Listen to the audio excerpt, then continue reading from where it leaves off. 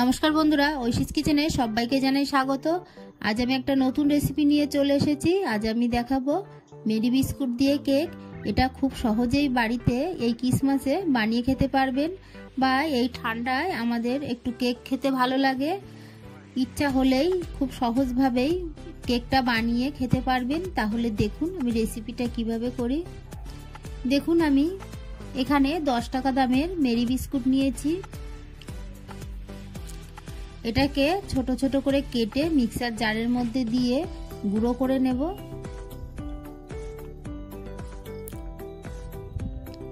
আমি এখানে Britannia thin arrowroot নিয়েছি। আপনারা যে কোনো কোম্পানির মেরি বিস্কুট নিয়ে এই রেসিপিটি বানাবেন, দেখবেন খেতে একই লাগবে।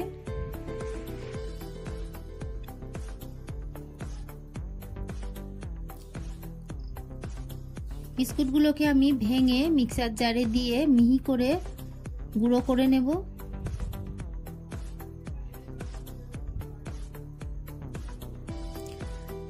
এরপর একটা মিক্সিং বোল নিয়েছি, নিয়ে এটাকে টুকে নেব।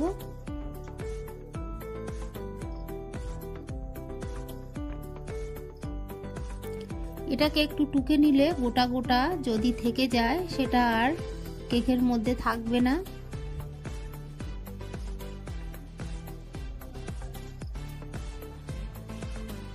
এরপর আমি আরো এক প্যাকেট গুঁড়ো করে নিলাম।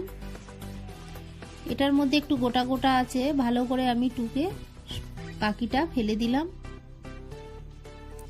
এরপর দেখুন এখানে আমি হাফ বাটি চিনি নিয়েছি। চিনির পরিমাণ একটু বুঝে দেবেন, বিস্কুটে কিন্তু চিনি দেয়া থাকে। চিনিটাকে এবার একটু টুকে নেব। চিনিটা টুকে না নিলেও হবে, কারণ এটা ব্যাটারটাকে রেডি করে নিলে চিনিটা গলে যাবে।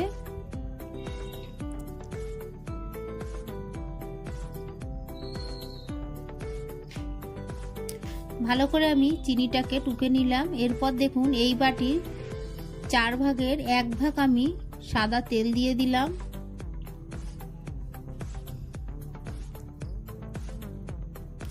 দিয়ে দেব স্বাদ অনুযায়ী লবণ।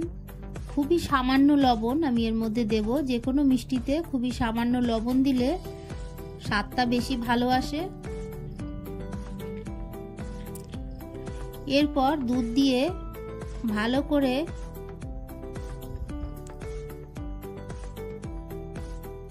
এটাকে গুলে নেব। একটা ঘন ব্যাটার আমি রেডি করে নেব। খুব পাতলাও হবে না, আবার খুব ঘনও হবে না।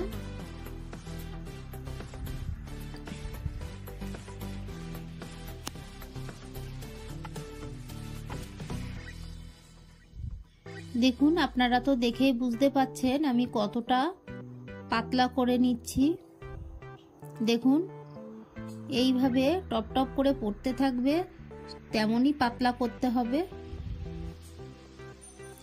এরপর দেখুন আমি এখানে একটা অ্যালুমিনিয়ামের বাটি নিয়েছি। আপনাদের বাড়িতে কেক টিন থাকলে কেক টিন দিয়ে করবেন। অল্প একটু সাদা তেল দিয়ে পুরো বাটিটার গায়ে ব্রাশ করে নেব। দিয়ে দেব খুবই সামান্য আটা। আমি একটু আটা দিয়ে সাইডটাকে দেখুন এইভাবে মাখিয়ে নেব। আপনারা চাইলে ময়দা দিয়েও করতে পারেন,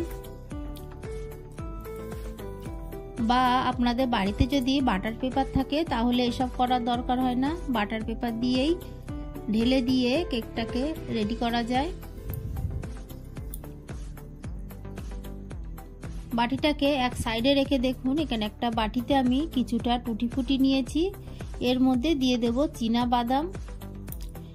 আপনারা আপনাদের পছন্দ মতো কাজু বাদামও দিতে পারেন। দিয়ে দিলাম কিছুটা কিশমিশ বা পেস্তা বাদাম, আমন্ড বাদাম আপনারা পছন্দ মতো দিতে পারেন।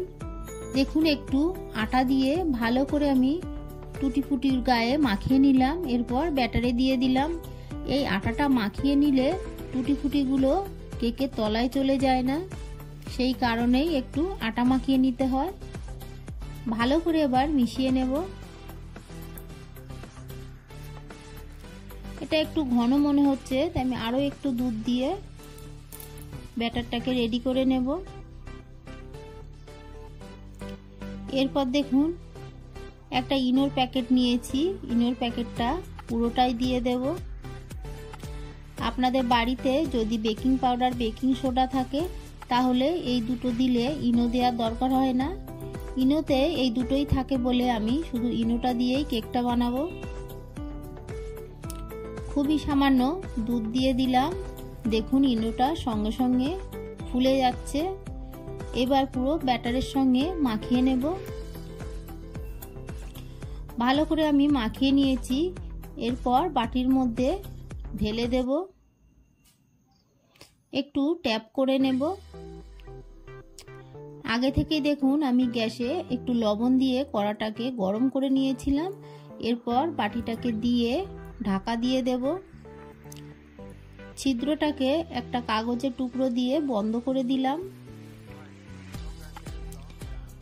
এটাকে দেখুন আমি প্রথমে 10 মিনিট মিডিয়াম ফ্লেমে রেখেছিলাম। এরপর উপর থেকে দেখুন কিশমিশ, বাদাম, ড্রাই ফ্রুট উপর থেকে আমি দিয়ে দেব। এগুলোকে আমি গার্নিশের জন্য দিচ্ছি, এটা দিলে কিন্তু দেখতে খুবই সুন্দর লাগে।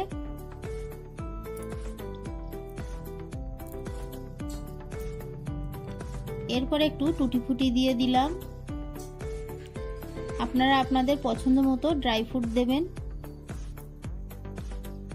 ঢাকা দিয়ে আরো 30 মিনিট লো ফ্লেমে রেখে দেব। মাঝে আমি একটু তুলে দিয়ে ড্রাই ফ্রুটগুলোকে একটু চেপে চেপে দিলাম।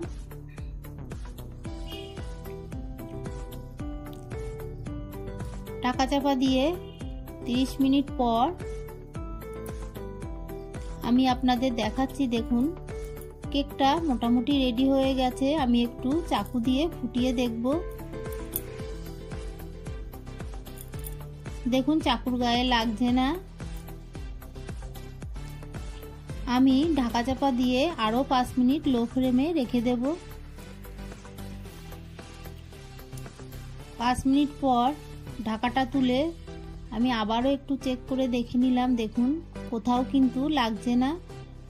গ্যাসের ফ্লেমটাকে আমি অফ করে দিয়ে কেকটাকে ঠান্ডা করে নেব। কেকটাকে আমি ঠান্ডা করে নিয়েছি। দেখুন একটা চাকু দিয়ে সাইড দিয়ে একটু কেটে নেব। এটা কিন্তু এমনিতেই সাইড দিয়ে ছাড়িয়ে যায়।